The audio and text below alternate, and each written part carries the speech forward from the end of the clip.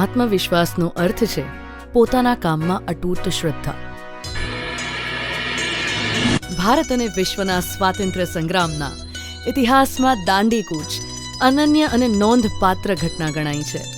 સન 1930માં મહાત્મા ગાંધીના નેતૃત્વ હેઠળ 80 સત્યાગ્રહી સૈનિકોએ સાબરમતી આશ્રમ અમદાવાદથી દાંડી સુધી આશરે 390 કિલોમીટર લાંબી દાંડી કૂચ દ્વારા બ્રિટિશ સરકારના પાયા હચમચાવી દીધા. ગરીબ હોય કે પૈસાદાર, સૌને માટે આવશ્યક એવા મીઠા પર પડેલા કરના વિરોધને નિમિત્ત બનાવી મહાત્મા ગાંધીએ દાંડી કૂચ કરી અને દાંડીના દરિયા કિનારે ચપટી મીઠું ઉપાડી ભારત દેશની આઝાદીના દ્વાર ખોલી નાખ્યા. સમગ્ર દાંડી પથમાં રાયમાં એક એવું સ્થાન હતું જ્યાં મહાત્મા ગાંધી અને સેનાનીઓ કોઈ રહેઠાણમાં રોકાયા હોય. મોટા ભાગે તેઓ કારખાના, મિલ, ખુલ્લી જગ્યાએ કે પંડાલ કે ધર્મશાળામાં જ રોકાયા હતા. મહાત્મા ગાંધીએ અહીં વર્તમાન પત્રોના પ્રતિનિધિઓને મુલાકાત આપી અને કાર્યકર્તાઓ સાથે મંત્રણા કરી. 28 માર્ચ 1930 રાયમામાં ગાંધીજીએ ભાષણ આપ્યું, જેના અંશ કંઈક આવા છે કે તમે બધા હિન્દુ મુસલમાન મળીને મીઠું 6ઠી તારીખે બનાવવા મંડી જજો. સરકાર તો જમીનમાંથી માટી ઉપર પણ કર લેવા ધારે તો લે, તેમ આજે મીઠા ઉપર કર લે છે. એ શાના આપીએ? જગતના ઇતિહાસમાં મીઠાના જેવો જુલ્મી કર લેવાયો હોય એવું મેં નથી વાંચ્યું. પણ મીઠાનો કર ગયા પછી કઈ સ્વરાજ નહીં આવી જાય. આપણે સતેજ થઈને બીજા કામો કરવાના છે. વિદેશી કપડાં સ્વદેશમાંથી બહાર કાઢવાના છે. પરદેશી કપડાં અને દારૂને કાઢીને સ્વરાજને હમણાં જ આપણે મેળવી શકીશું. ભરૂચ અને સુરત જિલ્લાની સરહદ કીમ નદીથી અંકાઈ છે. વેડછી આશ્રમના સાધકો, અરુણ ટુકડીના સભ્યો, ઓલપાડ તાલુકાના કાર્યકર્તાઓએ ઉમરાછીના લોકોને મદદ કરીને કીમ નદી પર વાંસના તરાપાનો કળાત્મક પુલ બનાવી દીધો હતો. મહાત્મા તે પુલ પરથી ઉમરાછી આવ્યા. ઉમરાછીમાં મહાત્માએ કહ્યું, દાંડીને આપણે હરિદ્વાર માન્યું છે, તો હરિદ્વાર જેવા પવિત્ર ધામમાં જવાની લાયકાત આપણે મેળવીએ. ઉમરાછી પછી દાંડી યાત્રા આગળ વધતી ગઈ ને અંતિમ મુકામે પહોંચી, જે હતું દાંડી.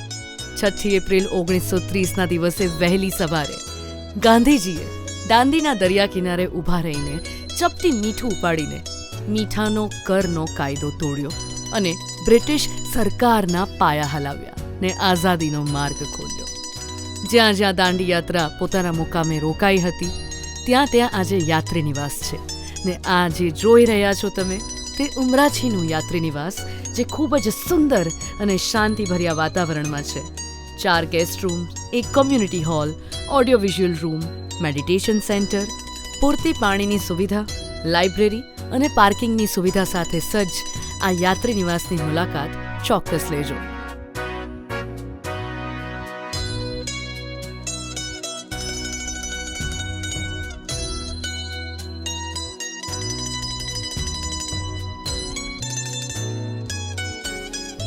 ગુજરાત ટુરિઝમ દ્વારા આ યાત્રી નિવાસનું સંચાલન કરવામાં આવે છે.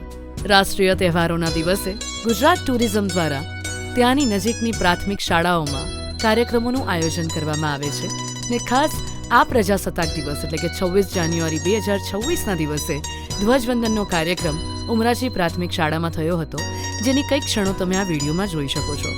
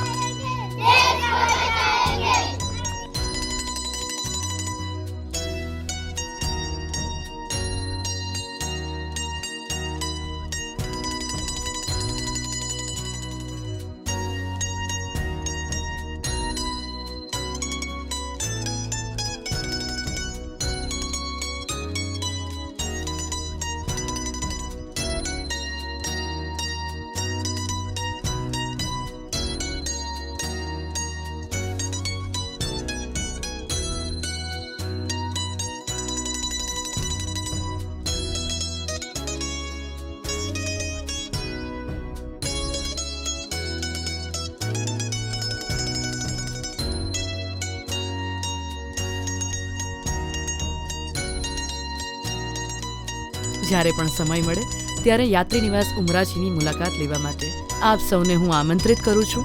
વધુ માહિતી માટે www.daandiyatra.com daandipath.comની મુલાકાત લેશો. આભાર. જય હિન્દ.